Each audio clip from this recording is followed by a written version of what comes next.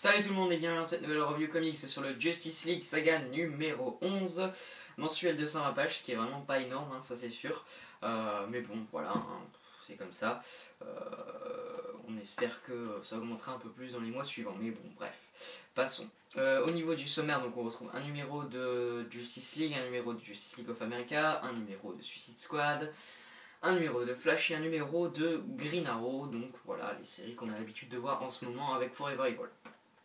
Donc premier numéro qui compose le magazine, Justice League 26, scénario de Geoff Johns et dessin de Ivan Reis, mais il y a une petite particularité que j'y reviendrai quand je parlerai des dessins parce que je vais d'abord parler du scénario.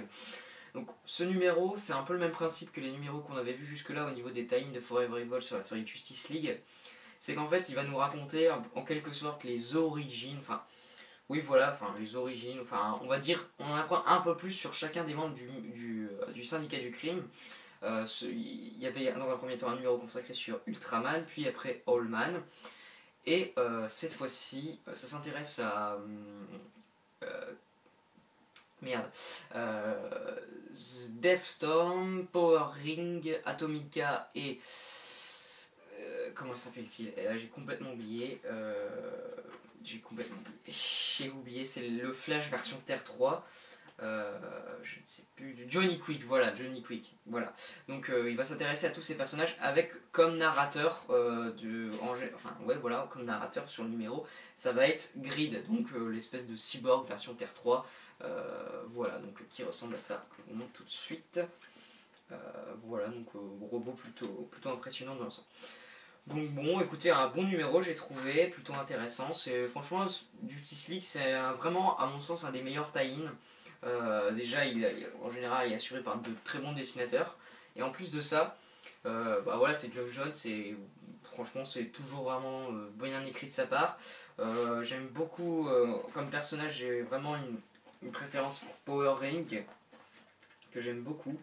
Qui est assez marrant, enfin pas marrant mais je sais pas, comme personnage assez sympathique, enfin qu'on peut prendre, enfin voilà, que je trouve plutôt, voilà, enfin franchement Power Ring me plaît personnellement. Johnny Quick et Atomica, bon j'ai un peu plus de mal, on va dire, il m'intéresse pas outre mesure. Mais voilà, celui que je retiens vraiment sur ce numéro c'est Power Ring, que j'ai vraiment bien aimé, franchement, ce personnage. Enfin, en tout cas, la partie sur ce personnage. Donc voilà, pour le scénario dans l'ensemble, vraiment un bon scénario, toujours bien écrit de la part de Geoff Johns.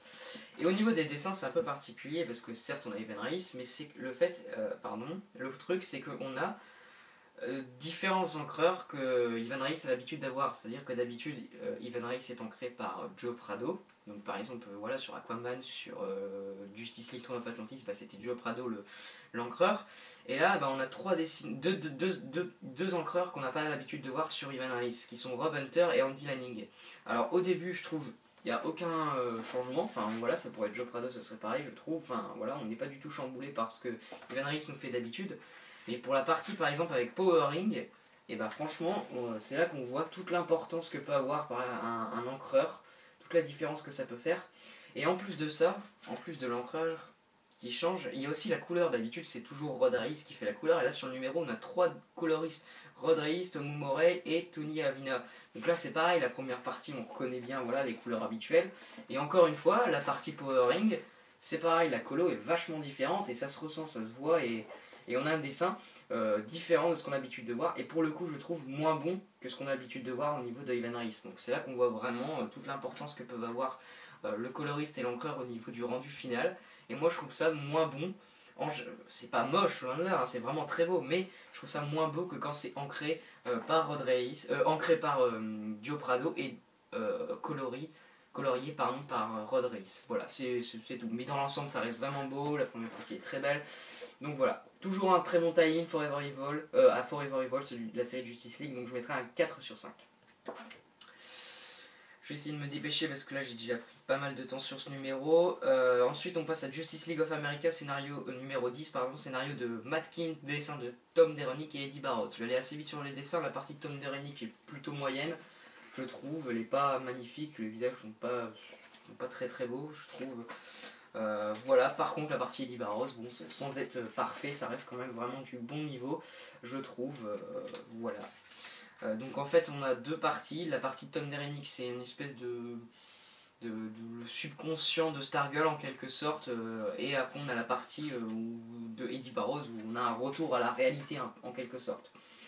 Donc voilà à peu près pour les dessins, dans l'ensemble voilà. Tom Derenick moyen, Eddie Barrows vraiment beau dans l'ensemble. Je vous montre une autre planche voilà, comme celle-ci qui est vraiment classe. Donc au niveau du scénario, donc c'est toujours voilà, le pitch d'habitude là, avec cette histoire de prison assez étrange, et cette prison finalement ne serait autre que Firestorm, comme nous l'apprend Forever Evil.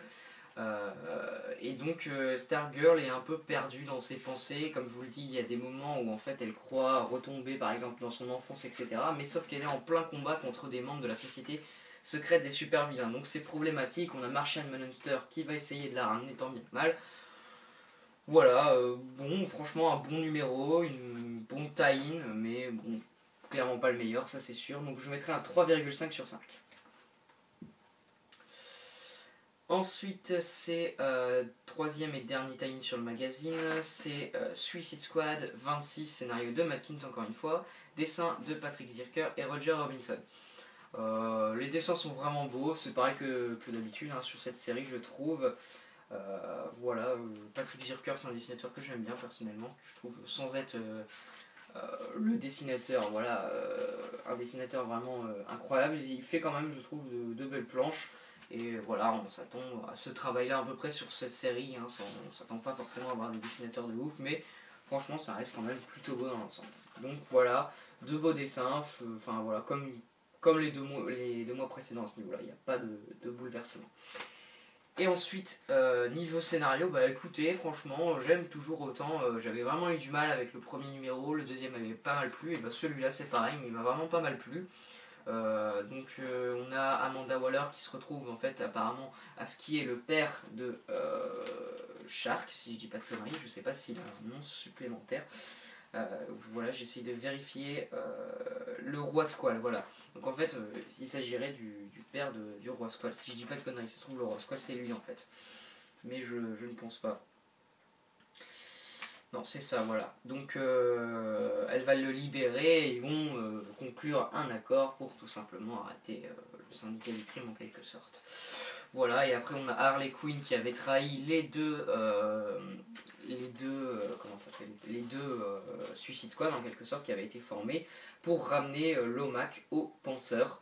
Sauf que bah, finalement James Gordon Jr. va l'intercepter et va faire en sorte que elle se retrouve à devoir lui obéir. Donc voilà, un bon tie-in, c'est pas pareil, c'est pas exceptionnel, mais c'est un bon complément, je trouve.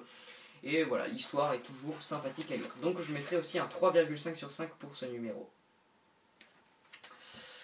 Ensuite on passe à Flash 26, et donc ça y est, hein, on ne retrouve plus Manapool et Buccellato au scénario, on ne retrouve plus Manapool au dessin. Donc voilà, ça y est, ils sont officiellement partis. Alors, si je dis pas de conneries, il me semble que Buccellato va revenir, je crois, pour un ou deux numéros avant que l'équipe créative définitive revienne. Mais voilà, là c'est clair et net, voilà, on les aura plus vraiment sur la série. Donc on retrouve au scénario Christos Gage et au dessin Neil Googe. Donc voilà, graphiquement, bon, c'est sympa, ça a sa propre identité, on va dire, je trouve, c'est pas ce que je préfère, mais ça reste plutôt beau dans l'ensemble et agréable à regarder, je trouve. Il y a quand même voilà, des pages vraiment sympas dans l'ensemble. Mais c'est pareil, c'est pas magnifique quoi. Hein. À côté de Manapool, ça fait un peu pas le figure. Mais bon, faut pas tout le temps tout comparer. Donc voilà, je prends le numéro pour ce qu'il est. Voilà, graphiquement, bon, c'est beau quoi, sympa, sans plus. Et scénaristiquement, bah, c'est pareil, quoi. C'est sympa sans plus. C'est un numéro que en une histoire, si vous voulez, voilà, ça se lit et ça se finit. Et il n'y aura pas de suite à ce numéro, si vous voulez. Je suis pas trop fan en général, je préfère voilà, des arcs, etc. Donc voilà, ce sera personnellement un numéro vite lu, vite oublié en ce qui me concerne. Donc Flash qui va amener une petite enquête et qui va l'amener à la poursuite d'un gang plutôt ridicule, je trouve, et pas très intéressant. Donc voilà. Franchement, ce numéro m'a pas trop passionné, m'a pas trop emballé, et bon, donc voilà, moi franchement je suis plutôt plutôt refroidi par ce numéro. Mais c'est pas non plus, il n'y a pas tout acheté quoi, on va dire ça. Donc je mettrai un 3 sur 5 pour ce numéro de Flash 26. J'ai vraiment pas d'autre chose à dire, hein. Je sais, j'explique pas trop, mais franchement, j'ai un peu la flemme pour tout vous dire et c'est pas très intéressant. Donc voilà. Ensuite, on passe à Green Arrow 26 et donc on retrouve Jeff Lemire et Andrea Sorrentino. Donc Jeff Lemire au scénario, Andrea Sorrentino au dessin et à l'ancrage, ainsi que la colo de Marcello Maiolo comme depuis un certain temps sur la série. Quel tuerie ce numéro, oh là là, c'est vraiment excellent. Donc c'est le lancement de l'Outsider War, donc c'est vraiment super, oh là là là là, j'ai vraiment adoré. Franchement, cette série est excellente. On retrouve voilà, toujours la splendeur des dessins de Sorrentino qui sont magnifiques, des panoramas à tomber par terre avec la colo qui est toujours aussi sublime. Le découpage c'est pareil, c'est vraiment sublime. Enfin voilà, regardez-moi ça. Franchement, ce dessinateur ne cessera de m'impressionner personnellement. C'est magnifique. Franchement, c'est magnifique et la colo, oh, elle est sublime, c'est pareil. Enfin bref, une vraie claque encore une fois en termes de dessin. Chaque numéro, personnellement, je me reprends une claque. C'est vraiment magnifique. Ensuite, certes, c'est un nouvel arc, mais ça découle des événements de l'arc précédent qu'on avait eu avec Komodo et c'est toujours en lien avec ça. Donc on a tout simplement le groupe mené par Oliver Queen, avec Fif ou encore Shadow, qui vont se mettre en tête d'aller récupérer la fameuse flèche verte qu'on avait entendue il y a quelques mois dans la série. Je crois que c'était le numéro 23 où tout ça a été un peu expliqué. Et donc cette flèche verte, donc le père d'Oliver Queen était parti à sa recherche. Et il se trouve qu'en fait cette flèche verte se trouve sur l'île où Oliver Queen a passé je ne sais plus combien d'années exilé et a dû apprendre à survivre, etc. Ça va nous donner lieu à cette page magnifique où en fait il va nous, par ses pensées, il va nous relater un peu comment ça s'est passé son séjour là-bas. Donc voilà, c'est toujours vraiment bien écrit en plus de ça. Jeff Lemire est vraiment très très bon. Le scénario en lui-même est vraiment excellent, je trouve ça toujours aussi bon. La fin du numéro excellent, c'est pareil, enfin, qu'une hâte, c'est le mois prochain. Enfin bref, toujours un gros coup de cœur cette série, je trouve ça excellent, c'est magnifique, c'est hyper bien écrit, le scénario est vraiment très bon. Donc franchement, qu'est-ce que je peux dire de plus à part que cette série est clairement excellente et ce numéro est clairement le meilleur sur le magazine ce mois-ci. Ça c'est sûr et certain. Donc voilà, franchement un gros coup de cœur encore une fois et cet arc promet d'être très intéressant. Je vous montre une dernière page, regardez-vous ça. Voilà, c'est magnifique. Donc voilà, vous voyez, hein, comme toujours, c'est sublime. Donc voilà, tout ce que j'ai à dire, c'est à la limite de la perfection comme d'habitude quoi. Donc je mettrai un 4,5 sur 5 à ce premier numéro, ce lancement d'arc, ça commence très très fort. Et toujours aussi excellente cette série, elle ne déçoit toujours pas. Donc voilà. Donc bilan du Justice League Saga numéro 11. Bah, franchement, encore une fois, un très bon mag qu'il faut surtout pas négliger. Dans l'ensemble des bons tie-in à Forever Evil, on a celui sur Justice League pardon, qui est vraiment bon. Celui sur Justice League of America, il est sympa. C'est pareil pour celui sur Suicide Squad. Après, on a à mon sens, voilà, le point noir du mag, c'est Flash qui est vraiment moyen, sans être très moyen, il est voilà, plutôt passable. Et après on a le numéro sur Green Arrow qui est excellent, encore une fois, cette série, voilà, encore une fois, très très bonne. Donc franchement, Justice League, un magazine que je conseille bien évidemment, qu'il ne faut pas passer à côté. Moi, j'en ai fini pour cette review comics, je ne vous dis pas ce qui arrivera après cette review, je ne sais vraiment pas. Et voilà, j'espère que ça n'aura pas été trop long. Puis moi je vous dis à la prochaine pour une review comics ou un chat comics et info. Voilà, c'est tout ce que j'ai à dire, je suis pas sûr de ce que je vais faire donc je ne préfère pas m'avancer. Voilà. Prenez soin de vous, à plus tout le monde et à la prochaine.